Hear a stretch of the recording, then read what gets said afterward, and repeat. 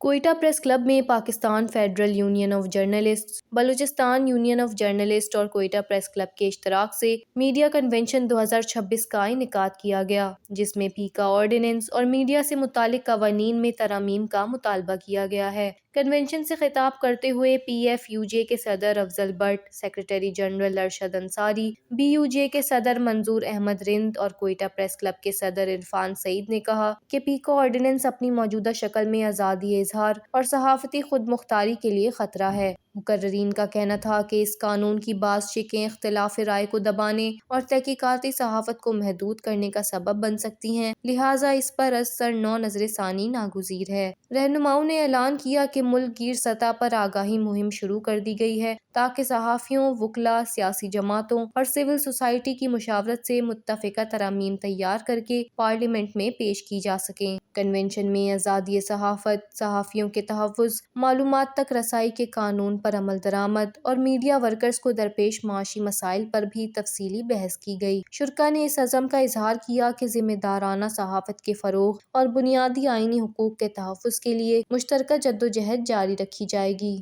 وش news, Quetta, Balochistan.